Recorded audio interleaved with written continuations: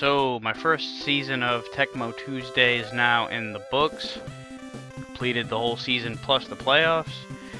And I'm going to now unveil the second half of the season's highlight package in the same vein as the mid-season recap package. So if you haven't seen that one, check it out before you watch this one.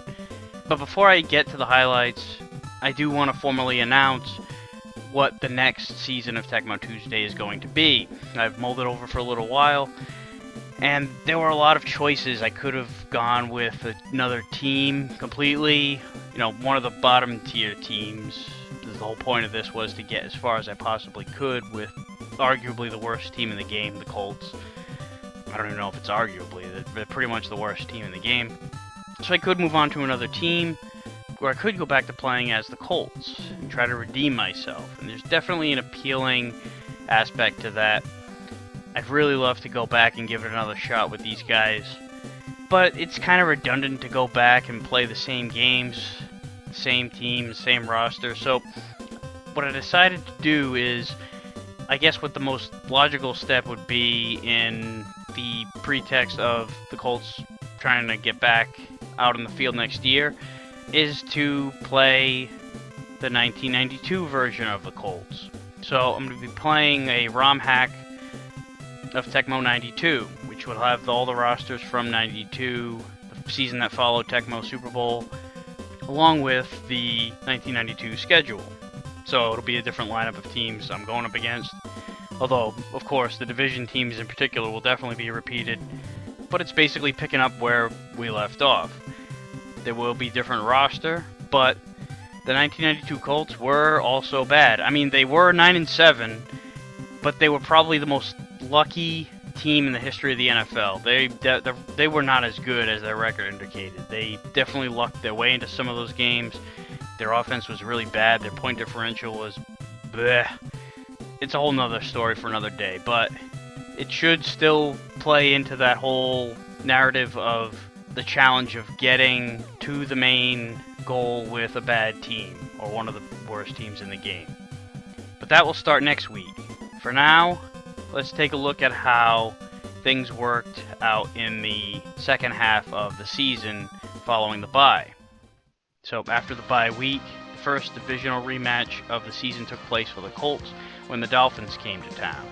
For once, the Colts defense actually got a stop early after blowing up the Dolphins' O-line on 3rd and 1. But Indy couldn't get their offense off the ground on their first drive when John Offerdahl got a 3rd down sack on Jeff George, which knocked him out of the game. Then Marino got going with a pass to Mark Duper for 36 yards. On the next play, Marino runs play action and throws it deep and just out of the reach of the defender to the other Mark's brother Clayton for the touchdown. 7-0 Miami. On the next drive, Louis Oliver makes a great play to haul in the interception of Trudeau on the last play of the first quarter. But despite the good starting field position, the Colts defense holds Miami after busting up another run on 3rd and short. And Miami had to settle for a Pete Stoyanovich field goal. With under 3 minutes to go in the half, down 10-0 on 3rd and 10, Trudeau throws deep to Bill Brooks, who has to come back to get the underthrown pass, but it's first down at the 22-yard line. Then on another 3rd down, Trudeau finds Brooks again, wide open this time for the touchdown, and they cut the lead down to 10-7 at the half. Colts get the ball to start the second half, and a short kickoff means the Colts will get good field position here, but Clarence Verdon is stripped naked of the ball, and McIyer picks it up and returns it to the Colts 38. So instead, it's Miami who has the good field position. But once again, the Colts defense answers the call and holds them to a field goal, and it's 13-7 Dolphins. Then on 3rd and 5, Jack Trudeau fights off one defender, then he fights off another defender, and he ends up shaking off 5 defenders, and winds up gaining a whole yard, and the Colts are forced to punt. Still a great effort, though. Marino connects to Mark Clayton in tight coverage for a first down, and then on the next play, he throws deep to Duper, who breaks free for the touchdown, and that 1-2 punch strikes again, and it's 19-7 Miami. The PAT was blocked. On the ensuing kickoff, Verdon kind of redeems himself with a nice return to midfield, and on the very next play, Trudeau launches it and Albert Bentley makes the great leaping catch for the touchdown, and just like that it's 19-14 with just over 4 minutes left. In the next drive, Marino throws deep to Sammy Smith, who makes the diving catch, and then he hits Clayton in the end zone, who makes a diving catch of his own, and it's 26-14 with 2.5 minutes left. The Colts try a desperation drive with Trudeau throwing up a prayer as he gets mowed down, but Oliver makes his second pick of the day, and that would put the game on ice. Dolphins take revenge on the Colts with the 26-14 win, and move to within a game behind the Colts and Bills, who are both 6-3 at this point. Marino threw for almost 300 yards and completed 83% of his passes with 3 touchdowns and no picks, and the Dolphins defense held the Colts to only 23 yards rushing all day. The Colts were snake bit. When your backup quarterback is in the game, you need your running game to support him, and that didn't happen at all. The Colts missed Ivy Joe Hunter, who was also hurt, and the Colts dropped their second game in a row. The team that won the first game in those back-to-back losses was the Jets, who are back for the rematch after the controversial game in Week 8 when Trudeau came off the bench while the Colts were leading and threw an interception that opened the door for the Jets to score the game-winning touchdown. Well, ironically enough, Trudeau is back in the lineup with Jeff George still hurt, but Ivy Joe does come back from his injury. On the first play from scrimmage, Freeman McNeil runs for 58 yards, and then on the next play, Ken O'Brien finds Rob Moore in the end zone to give the Jets a 7-0 lead. Ivy Joe makes a few guys miss and runs for 20 yards on his first run, and then Trudeau finds Pat Beach, who also makes some nice moves and takes it all the way to the house to tie the game. The Jets respond right away when O'Brien finds Al Toon deep down the sideline, who makes a leaping catch and then makes a move on the diving defender to take it in for the touchdown, and the Jets take the 1-touchdown lead back. On the next drive, Trudeau, under pressure, finds Jesse Hester, who makes a nice catch in traffic for the first down, and it sets up a field goal, 14-10 Jets. McNeil takes the pitch and gets another big run, 49 yards this time. Then McNeil runs it right up the gut, and nobody can stop him, 20-10 Jets after the PAT was blocked. With less than a minute and a half left in the first half, Trudeau throws deep and across the field to Bentley for a huge gain. Then on 1st and goal from the 6, Bentley takes the pitch, fights off the defender, and takes it in for the score, 20-17. On the ensuing kickoff, the Jets fumble and the Colts recover. Time runs out on the half, and the Jets dodge a bullet. The Colts get the ball to start the second half, and after matriculating the ball down the field, Hunter runs for 20 yards, which sets up Trudeau, who throws completely across the field to Brooks for the touchdown, and the Colts take their first lead of the day, 24-20. On the next Jets possession, O'Brien finds McNeil over the middle, but just as he crosses midfield, it's a fumble. The Colts recover. Last play of the third quarter, Bentley gets a huge run, makes guys miss left and right, which sets up short field position.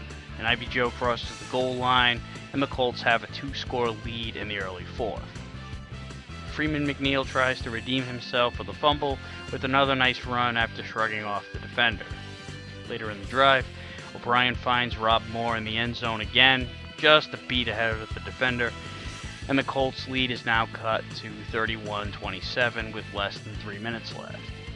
After a failed onside kick, the Colts try to run out the clock, but on 3rd and 14 from the Jets' 40, the Colts have to throw, and Trudeau finds reliable Beach over the middle for the first down, and then Bentley runs off tackle for a 20-yard touchdown to give the Colts a comfortable 38-27 lead, and that's how the final score would look. Jack Trudeau was much improved, with an 88% completion percentage and 194 yards passing. That's more yardage than the rest of his limited action combined. Pat Beach also had 100 yards receiving, and the ground game was effective this time around too. Big difference though was McNeil's fumble in the third quarter that led to Indy's third unanswered touchdown, which gave them the breathing room to eventually win, and the Colts exact sweet revenge over the Jets, who have been a thorn in their side throughout these 2 games this season. The Colts win keeps them in their tie for first with Buffalo at 7-3 each. Week number dozen, the Colts face off with the Bears, who are surprisingly only 2-8 this season. Good news for the Colts, Jeff George is back. Bears get off to a slow start offensively and are forced to punt, and Clarence Verdon returns it to the Bears 45. The Colts matriculate the ball down the field on a 9-play drive that culminates in Beach with a short touchdown reception to open the scoring late first quarter. Last play of the quarter, Brad Muster, with the first good play for the Bears offense, barrels through for a huge gain, and then Jim Harbaugh throws to James Thornton, who makes a great leaping catch in coverage. But on the next play, Muster puts the ball on the ground, and Chicago misses a golden opportunity. Jeff George narrowly avoids getting safetied and tosses it up to Bentley, who takes the ball down to the Bears 44. After a sack makes it 3rd and 17, George drops back and finds Bill Brooks deep, who takes it into the end zone, 14-0 Colts at the half. After trading punts in the third quarter, George, under pressure, throws it to Hester, who makes a diving catch to the 38-yard line. Sets up a field goal, but Biasucci doinks it off the upright, and it's still 14-0. Colts defense steps up, though, breaking up a Harbaugh pass on 4th down, just over 3 minutes left. Colts start running out the clock, and it culminates in Ivy Joe running into the end zone to go up 21-0, and that would be the final. Colts get their first shutout of the season. Not a whole lot of offense in this game, although Chicago did have a few nice runs, but the Colts were just too efficient, if not explosive, and the D kept Harbaugh and their passing attack in check. The Colts and Bills both winning. Both teams are 8-3, and that Week 16 Colts-Bills matchup is looking even more appealing by the week. Next opponent, the Green Bay Packers. Don the Magic Man Mikowski goes deep on the first play from scrimmage to Sterling Sharp, and he was sharp, cutting across the field and getting a nice block to spring him for the early touchdown, 7-0 Green Bay. After a 3-and-out, the Packers get the ball back, and Mikowski hits Ed West, go West young man, for a 24-yard gain into Colt territory, and then finds West again in tight coverage on the next play along the sideline. Sets up a field goal by Chris Jackie, and it's 10-0 Pack at the end of the first. Colts dodge a bullet on the ensuing kickoff after Clarence Verdon fumbles, but Albert Bentley was Johnny on the spot. On 3rd and 5, George finds Jesse Hester, who takes the ball just outside the red zone. 3 plays later, George throws to Bentley in the end zone. He's really becoming a receiving threat out of the backfield lately, and it's 10-7 now. On the next drive, Sterling Sharp takes the reverse and shrugs off Chris Good like a bad case of the fleas, and takes it 80 yards the rest of the way. Packers up 17-7 now. Clarence Verdon takes the kickoff and tries to redeem himself for almost giving up the ball earlier, and takes it all the way into Packer territory with less than a half minute to play in the first half. George goes for a Hail Mary, but too many bodies. So Dean Biasucci is summoned to kick a 56-yarder at the gun, and doink. So it's still a 10-point game at the half. Colts get the ball to start the second half, and on 3rd and 1, Ivy Joe Hunter goes up the middle and appears to get stuffed, but he shrugs off the defender and scampers for 23 yards and a huge first down. The drive does stall, and Biasucci kicks a short field goal to pull the Colts to within a touchdown.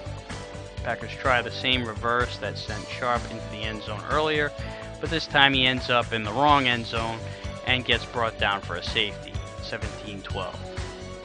On another 3rd and long, George finds Bill Brooks along the sideline for a first down. That would set up George to Bentley again, and the Colts lead 19-17. 2.5 minutes to go on 3rd and 3, Woodside is stripped of the ball, and the Colts recover. George puts the dagger in when he hits Bill Brooks in the end zone to make it 26-17. Packers would get some garbage time points on the board when Don Mikowski scrambles for a 32-yard touchdown run on the last play of the game to make the final score 26-24. Packers outgained the Colts in both rushing and passing. Both quarterbacks played well, though. Sterling Sharp had the one big catch and one big run, but was silent for the rest of the game, unless you count getting safety. The MVP of the game, though, was Bentley. He didn't do much on the ground, but he did get 2 touchdown catches, and he saved the day by recovering that Colt fumble early on that could have really buried them. And with another Bills win, both teams are 9-3. Cleveland Browns came into town for Week 14 at 2-10, but you can't overlook your opponent.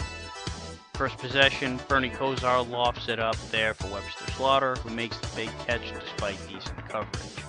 But the Colts make a stop just short of the first down marker and force the Browns to settle for a field goal. Clarence Burton gets a nice return into Cleveland territory on the ensuing kickoff, but ends up getting hurt in the process. On third down, George takes a sack from Al Baker, and Biasucci kicks a field goal to tie the game at 3. After forcing a punt, Colts get the ball back, and on 3rd and 11, George finds Jesse Hester for the first down. But on 3rd and 1, Hunter gets stuffed, and it's 4th and 2 from the 7. The Colts go for it, and Bentley gets just enough for the first down. Bentley gets to finish what he started, outrunning the Cleveland defenders to the pylon, and it's 10-3 Colts at the half. Indy tries to add to their lead, but Ivy Joe fumbles the ball back to Cleveland, and the Browns get some good field position. Browns offense, though, can't take advantage after 2 overthrows in the end zone by Kosar, and then Klorick misses wide right on the field goal attempt. Next Colt possession, 3rd down, George hits Bill Brooks in stride for a big gain, and then Jesse Hester is all alone in the end zone, and just like that, the pendulum swings right back in the other direction, 17-3. Kosar throws into tight coverage, but Webster Slaughter makes another great catch into Colt territory. Eric Metcalf takes the handoff and takes it to the house, and the Browns cut the lead down to 17-10 at the end of the 3rd. The Colts methodically move the ball down the field, moving the chains slowly but surely, until Albert Bentley finally punches it in after shrugging off a defender, and it's 24-10 with just over 2 minutes to go. In desperation mode, Kosar hits Reggie Foghorn Langhorn in tight coverage, and then to Webster Slaughter again with the defense all over him too. Kevin Mack punches it in after bowling over the defenders, and it's 24-17. But the Browns fail to pick up the onside kick, and Indy runs out the clock. Solid game for the Colts overall.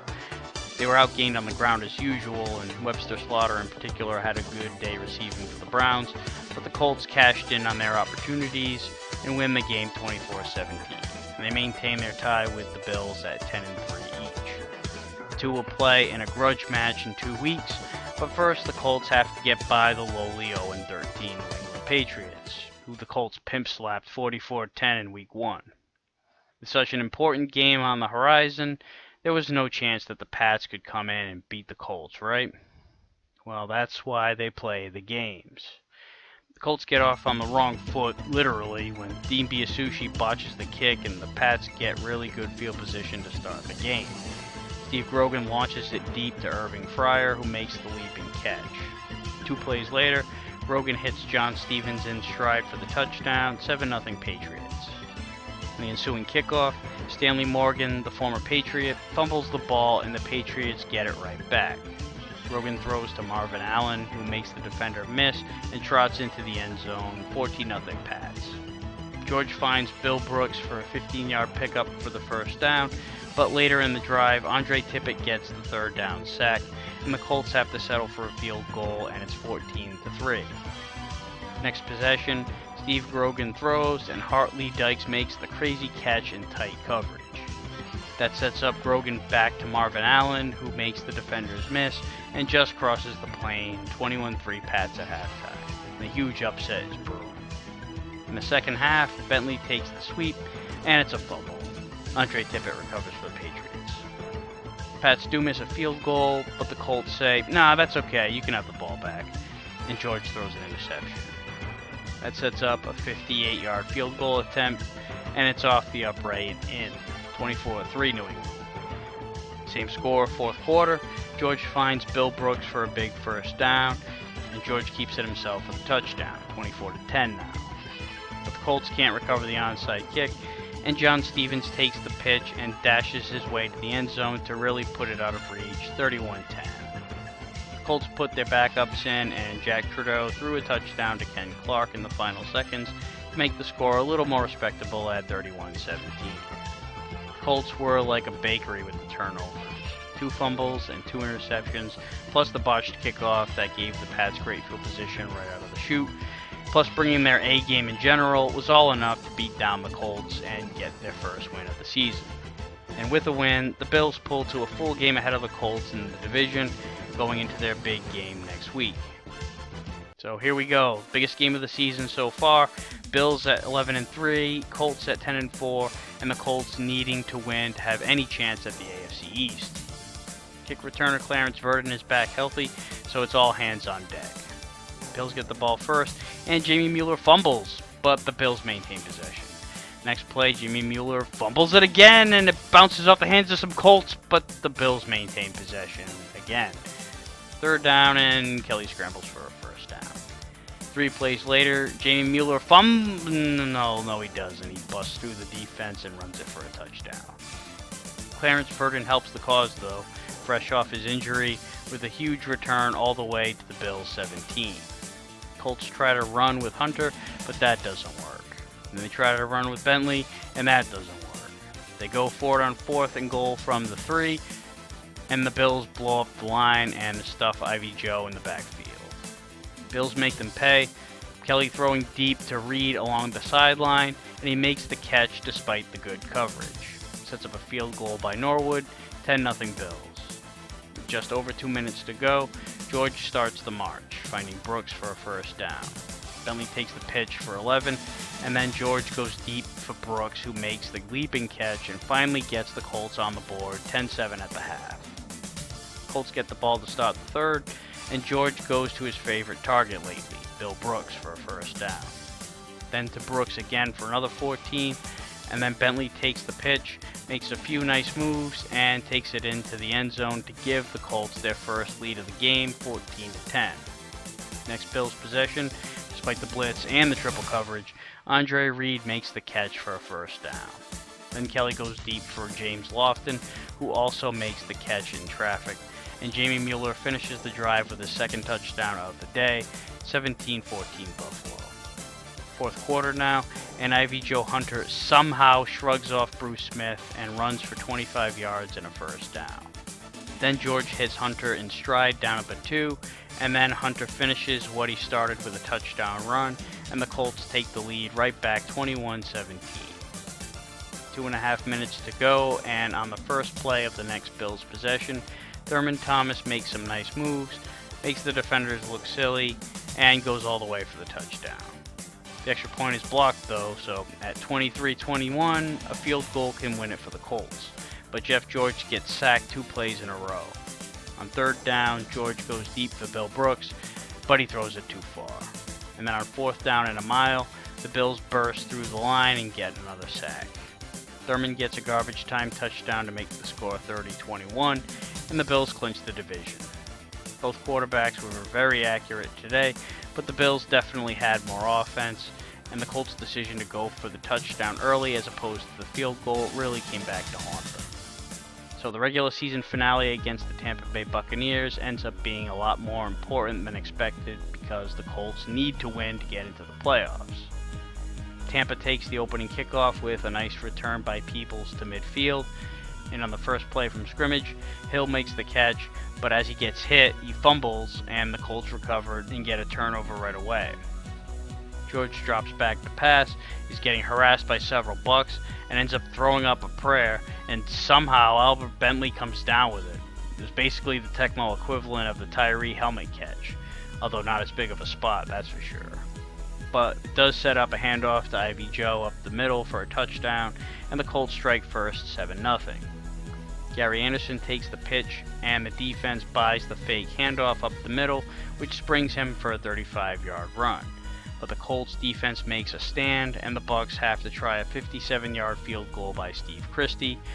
But Dwayne Bickett blocks the kick, and Randy Grimes picks it up and almost gets the first down.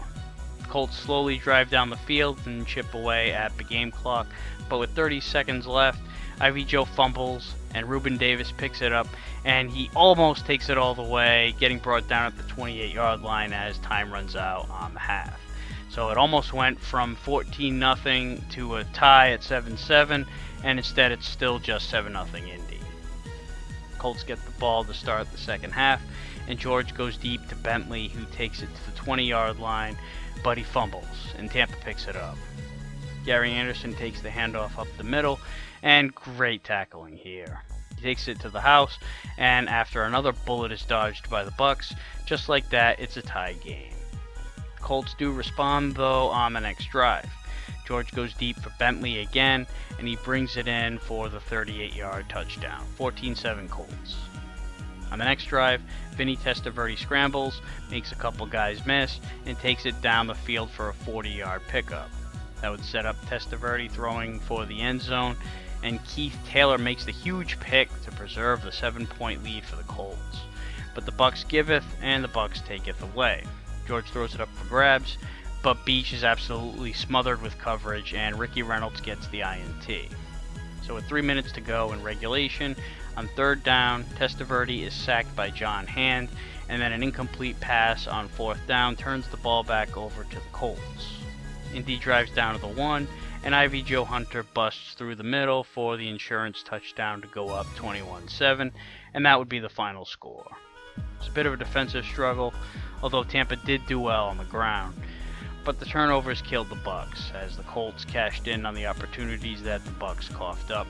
And at 11-5, the Colts make the playoffs and will go on to face the Raiders in the wild card round. LA murdered Indy in Week 3, 44-14, mostly on the backs of Bo Jackson and Marcus Allen. So on the first play from scrimmage, Marcus Allen takes the ball and he's off to the races, until the Colts do eventually catch up to him and bring him down on the 31. But the Colts do hold them off from moving the chains any further, and Jeff McJager paints it black with a field goal to put the Raiders up 3-0. First Colts drive, on third down, George throws it to Hester, and despite the tough coverage, he hauls it in for the first down. But then Bentley gets stripped of the ball, and Lionel Washington recovers to bring it to the house to extend the Raiders' lead to 10-0. On the next drive, after getting a first down, Bentley fumbles again, although it does go out of bounds, and the Colts maintain possession. That's 2 fumbles by 1 player in a quarter and a half. It ain't funny. So Bentley gets benched for Anthony Johnson for the rest of the game. George, under pressure, just gets the pass away, but this isn't a replay of last week, and Scott Davis gets the pick for Los Angeles. Very next play, Schrader hits Marcus Allen up the middle, but it's a fumble, and the Colts basically pick up right where they left off. George, under pressure again, launches it to Hester, and it's 1st and goal from the 8. 2 plays later, George, under more pressure, shrugs off the defender and hits Pat Beach to get the Colts on the board. 10-7 Raiders.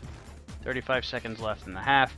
Schrader finds Marcus Allen up the middle, who takes it all the way to the 21, and they call a timeout with 1 second left in the half. And Jager hits the 38-yard field goal to make it 13-7 Raiders at the half. Colts get the ball to start the second half, and George goes deep for Hester, and it's a fumble. It's a mad scramble, and somehow Anthony Johnson, who is on the bench to start the game, fights his way through all the quagmire to recover it for the Colts. George drops back and gets sacked by Greg Townsend, and it's 3rd and 31 from the 50. George throws deep to Beach, who manages to leap up and bring it in for the clutch first down. On second down, Scott Davis, who got the pick earlier, makes the sack to make it 3rd and 20. George throws it for Hester, who takes advantage of all the Raiders that dove and missed, opening the door for the touchdown to give the Colts their first lead of the game, 14-13. Next Raiders possession, on 3rd and 5, Bo Jackson takes the handoff and bolts it for the 68-yard touchdown run to close out the 3rd quarter. Believe it or not, this is the first Raiders offensive touchdown of the game. But then the wheels fall off for the Colts. First play on the next drive, Ivy Joe fumbles, and Eddie Anderson takes it the distance to extend the Raiders' lead to 27-14. Then Verdon fumbles on the ensuing kick return. Bob Golick picks it up to set the Raiders up in scoring position. Marcus Allen gashes through the middle for the insurance touchdown, and they'd actually tack one more on for Marcus, plus 2 interceptions late to seal the deal at 41-14, almost an identical score to the last game. Raiders massively outgained the Colts on the ground, 208-13, but all those fumbles in the 4th killed the Colts, who actually led the game just before the 3rd quarter ended. Indy needed breaks to overcome the talent of the Raiders, and instead the breaks went the other way, and the season ended on a rough note. The Raiders would go on to make it to the Super Bowl, but lost to the Giants on a last-minute drive, 31-28. So that's it for this first Tecmo Tuesday season. We'll see you next week when we start Season 2.